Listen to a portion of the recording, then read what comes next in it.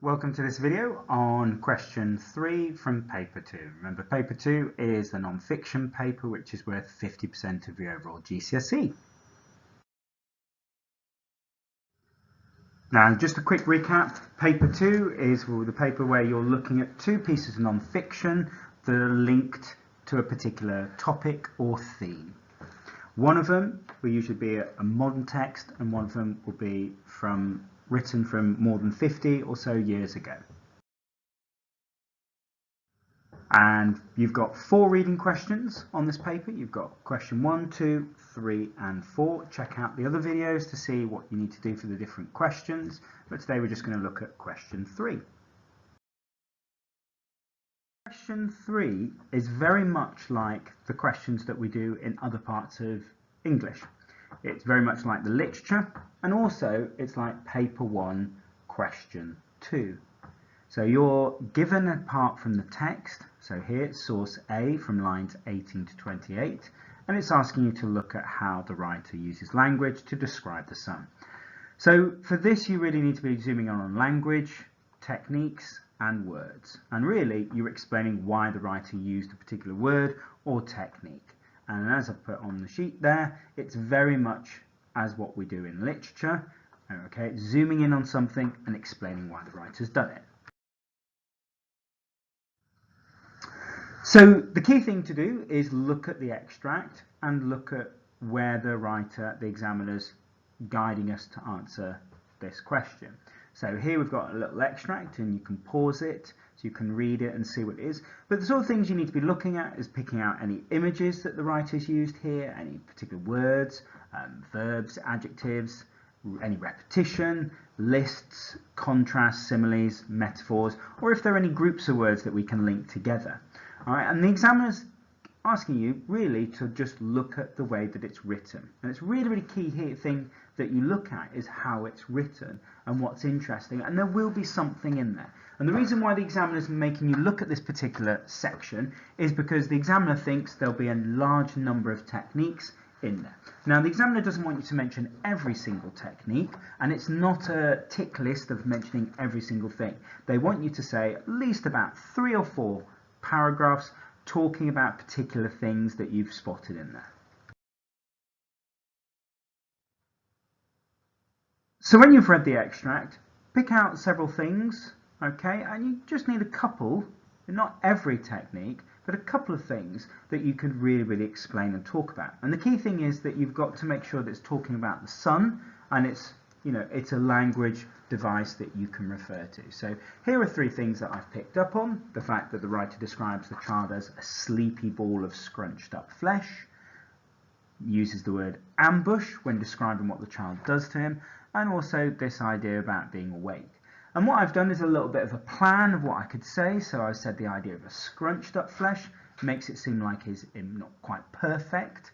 I've also kind of said that, if it's scrunched up, it's like a small little ball. It's not opened up, so it's not quite ready and fully grown. But also, if we think about paper, it's quite messy and it's scrunched up. All right.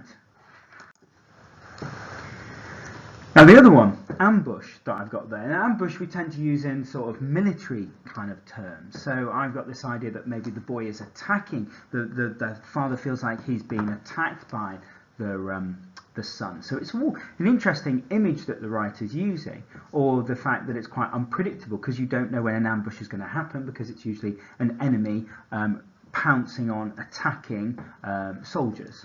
And also an ambush would be something quite powerful. So maybe the idea of this word of ambush is giving this idea that the child is, maybe a negative kind of thing, that actually he feels like he's under attack as a father. So you can see we're getting a picture about the father and how he views the son at this point. Now awake. Awake's an interesting word. Now awake tends to be sort of the thing that's left behind after either a boat's been moving, or either it could be weather formation that's happened. And so here we've got this idea of maybe something powerful and what happens afterwards. So this is, the child creates quite a lot of destruction, and it's quite powerful, it moves things out of the way, and so the parents are just following on from the destruction that's happened. from the child.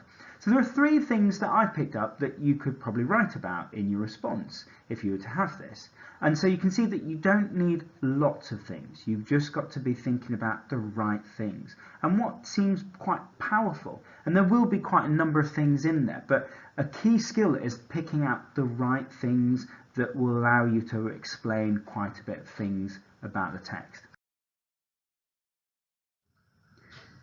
Now, if we take one in particular, so I'm going to use the idea of this idea of scrunched up flesh. Okay, this idea of using this verb here, that it's scrunched up. All right, so scrunching up, and what does it do? Well, it gives us a sense that, as I mentioned before, that it's imperfect. And I'm taking that idea and developing it further. And a key thing to remember when explaining things in English is just going, but why? But why? But why?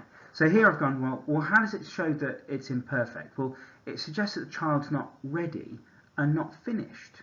And the parent's job is to teach the child and to help shape them. So at the moment, if we think about a piece of paper that's scrunched up and tiny, if you open it up and it becomes the full piece of paper, that's what a parent's job is, to kind of help them unfold and become something bigger and better. So at the moment, it gives that sense that they're not quite perfect and that their true potential needs unlocking, and it shows the parent's job. I've also said this idea, it's not grown up, so if something's scrunched up, then they're hidden, and so maybe we can't see what's actually there, that the child has got so much potential, and so we're seeing this idea of the child sort of being hiding up into a small ball that we can't see what they're capable of doing. Another thing we can say about it being messy, you know, if you've got a scrunched up bit of paper, it's quite messy, and so maybe the writer's using that as a metaphor to show that, you know, that a parent takes a very messy child and makes them neat and straight. So like unscrunching a piece of paper and flattening out, and they make something messy into something good. So you can see how really we're taking a word or a technique and we're explaining and we're adding that kind of meaning behind this word and developing it further. And that's what you've got to do with this question. You've got to take a word or a technique and explain it, and go into quite a bit of detail with explaining it. So then we can turn it into a paragraph like this. So the writer uses the verb scrunched to give us a sense that the child is imperfect yet full of potential. When you scrunch up a piece of paper, you take a perfect sheet and you make it something different. The writer here is suggesting that a parent's role is to make the child perfect or better. They start with a little ball, and over the years they help unlock or open the paper or flesh. The image of a ball has connotation something small, which links into the idea of the child being small and needing protecting. As the child grows, like the unfolding of paper, they get bigger and stronger. The writer is talking metaphorically that a child doesn't just get bigger as they get older, but they lose their flaws and they become perfect. Okay, so we've got quite a number of things there. I've kind of got a little guide there of sort of things that you need to do. You need to be able to spot a technique. You need to be able to quote it. That's important. You need to be talking possibly about the effect of it. So how does it make things feel? Is it positive or negative? You've got to explain why the writer used it and link it to other points. But also you've got to think about the bigger picture, what's really going on here. And you can see that we've got that at the bottom there because we talk about, you know, this idea of losing flaws and perfect. All right? And sometimes we think that young children are perfect and flawless, and this is kind of turning that idea upside down by saying actually children are very flawed, but actually as they get older they lose those flaws and they move to becoming a bit more perfect or better. So it kind of takes that idea and turns it on its head. So you can see that's what we're looking to produce with the actual question itself. Okay, what will get you the marks and what will not get you marks? Let's be very, very clear about that. So what will get you marks is referring to techniques and language devices. So you having a nice little writing about this, what the writer is talking about, will not get you any marks, but if you zoom in on techniques and words and language devices, that will get you marks. Using quotations from the text, okay, that will get you marks. What will not get you marks is if you talk about the other text. Okay, this one's asking you to talk about source A. Make sure you talk about source A only. You do not get any extra marks by talking about source B. So don't even try it, because it won't get you marks and the examiner will just ignore it. You do not get lots of marks from listing every single technique. Okay, and that's a really, really important thing to remember. It's not a spot the technique question. It's about explaining. It's an important part that you have to do. You have to spot things, but it's not a mark per number of techniques you've spotted. So don't look to find 12 techniques with the hope of getting 12 different marks. That's not how it works. All right, so you will get some marks for spotting the techniques. However, what will get you those extra marks is your explanation, and it's your explanation of that technique that gets you the marks. And as I've said there, it's explaining things in great detail. Why did that writer use that word or that technique? That gets you the marks, not the number of techniques. So what to do if you're struggling with this question? Because it's one of those questions that's quite easy to struggle, and sometimes your mind can go blank in the exam hall. So the thing that might help you to do that is pick a word that you think is quite effective and just define what that word is. So for example, I've given the example of an ambush. Describe what an ambush is, and then you can kind of link it into, well, why might that be like raising a child? Give a reason behind the writer's technique, okay? And you can use the word trying. The writer is trying to make us understand. The writer is trying to make us see or make us feel. And try and give that in that reason, and that helps develop that explanation. Think about what the writer wants. Okay, the writer wants the reader to feel something or to understand something. So use that, and use the word wants. The writer wants us to, and that helps you kind of push up your explanation. And also think about, what does the writer need us? Okay, because I think that's another part of this, that the examiner and the writer here, we want to be thinking about what they want us to think, feel and see. It's really important, because that's what non-fiction texts are really about. They're trying to make us understand something, make us see something or feel something, and there. Another thing I'd say is use that word because, or so, or as. That helps you develop and explain. A lot of students on this question, what they do is they just list different ideas, and actually it's not listing that gets you the marks, it's actually taking an idea and developing it, and those are the things that gets you the marks. Right, to help you a little bit further, I'm going to go through how to think about paper 2, in particular think about this question and help you understand it a bit better. So on paper 1, which is the fiction paper, which is story, the writer is trying to make the reader feel a particular emotion. So they care about characters, or they're interested about what's going to happen. So all the way through the story, the writer will have a different kind of feeling that they want the reader to feel. And so we'll start kind of excited and worried and scared and then shocked, and we'll move all the way through those things. When writers are writing non-fiction, it's a little bit more different than that, because yes, there may be different emotions and feelings in there, but really what you'll find with non-fiction is they're taking a topic or an idea and they're generally showing it in a positive or negative light. And that's generally for a particular reason, because the writer wants the reader to think something. And so they might make positive so that the writer and the reader agree on something. Or they might make it negative, so we all are angry about something. So it's a little bit more complex and a little bit different to how things are in paper 1, but the similar sort of things. You know, it's not saying that a writer will not make somebody shocked. They will do, but generally they're looking at things being positive or negative so that a reader feels something and thinks something.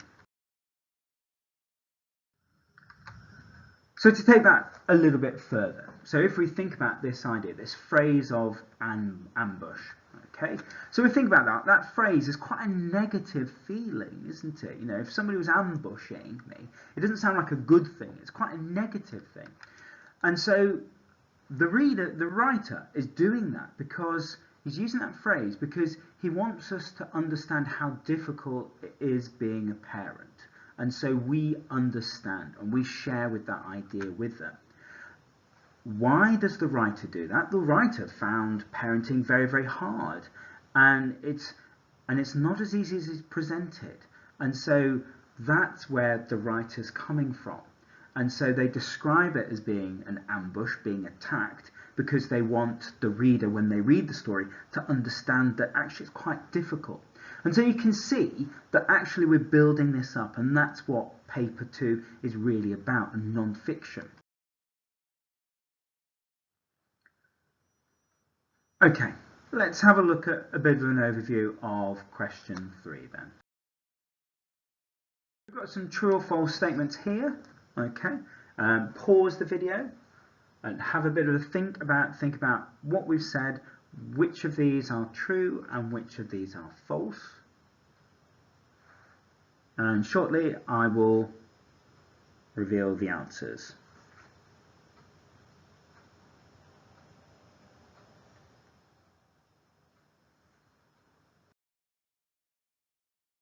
Okay, so let's go through the answers then. So number 1, the examiner wants you to use the most fancy terminology possible.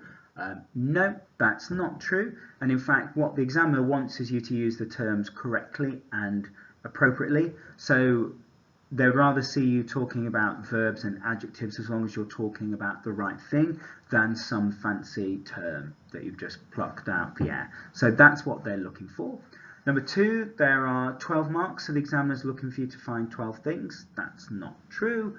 Okay, you can certainly get a top mark, certainly from looking at 3 or 4 techniques, but it's your explanation that gets you the marks, not the number of points that you find.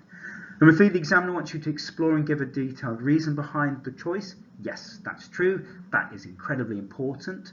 That's what you've got to think about. Number 4, you must use quotations and terminology in the answer. Yes, it's really, really key.